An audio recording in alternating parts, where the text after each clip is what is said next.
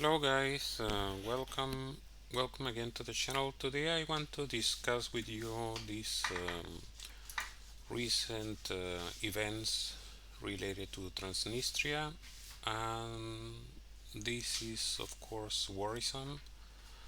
And this declaration comes from Moldova. They say that there was an official proposal from Kiev, from the Kiev's regime, suggesting that they were offering to help them capture this region. So what they are saying is that Moldova officially doesn't recognize this region. Apparently, no other country recognizes them, but they are kind of an independent region anyway. And Moldova says that officially their policy is to they seek to reintegrate this republic only through political means. This is the official statement. They said the settlement of the Transnistrian issue can be achieved by political means and only on the basis of a peaceful solution, excluding military and other forcible actions, as well as on the basis of the principles of democratization and the militarization of the region and respect for the sovereignty and territorial integrity of Moldova. And so this is the response to some statements made by Alexei Arestovich, who is an advisor to President Zelensky. And he suggested that Ukraine was capable of capturing Transnistria if Moldova requested, Ukraine's help. So this is what they are going to officially say. That doesn't mean that Ukraine cannot unilaterally take action on this regard. And the president of the Transnistria Republic says that there were some incidents in this area, and they say that this came from Ukraine, and they were asking them to investigate this. If you have been paying attention, there were two attacks. I think already um, well known in the media, and there are a lot of recent incidents that are somehow taking place in this area. So there were some incidents that are related to this. For example, this one, let's take a look at here. The most recent one is from April 27. Today is April 28. Says that on April 27, shots were fired from Ukrainian territory into the direction of Kolbasna village. And in a separate incident, there were some drones that were spotted over the village of Kolbasna. And previously, there were some attacks. For example, there was an attack on the military base in Parkani. This is a previous attempt that they actually blew up some radio towers in the village of Mayak. And there is also video of the security office in Tiraspol that was hit with a disposable rocket launcher. So this is a grenade launcher. So all these things are just blamed on Ukraine or Ukraine elements. They call this um, terrorist attack. That's what they are calling it. So all this happened near this arms depot that is near the Kolbasna village, and this is what they're saying, that this depot is was set up in the 1940s, and this is their relevant information. They say, according to Russian peacekeepers, Guarding the depot, approximately 20,000 tons of weapons and ammunition are stored in the warehouse, more than half of which are so obsolete that they cannot be used or even transported. Uh, that's a declaration. So that will mean at least 10,000 tons of those weapons are still usable. So there is some speculation about whether Ukraine will be interested in seizing those. In this article that I already mentioned in a previous video, where they say that one of the proposals made by this journalist Yuri Butusov was that they could liberate this region, which is already confirmed by Arestovich, and they want to take the arsenal and capture the soldiers that are there. No, so this is kind of the intention is already taking shape of what their aims are. So even if 10,000 tons are unusable, they could still get 10,000 tons of ammunition that are usable. And the main thing is that this region, this is Kolbasna, that they mentioned here, the village of Kolbasna. This is where it is. So this is the border with Ukraine. And as you can see, it is 2 kilometers. It is here. It is 2 kilometers from the border with Ukraine. So very, very close. And let me bring your attention to something that this guy was saying.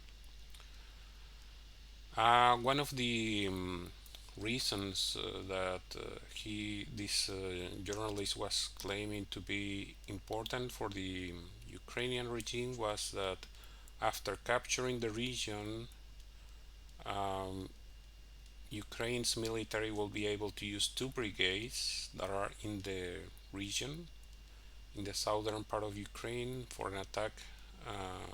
So these regions that are guarding this area probably are the brigades that could be used to attack these Russian forces, the peacekeeping forces. So how many troops do we have in a brigade? This is roughly 2,000 to 5,000 soldiers. So let's say there are 5,000 soldiers. So that is two brigades. That will be maximum 10,000 soldiers. These are some of the brigades of the Ukrainian ground forces. So they have, we don't know exactly which brigades are in that region. This is some kind of a structure for how a brigade is formed.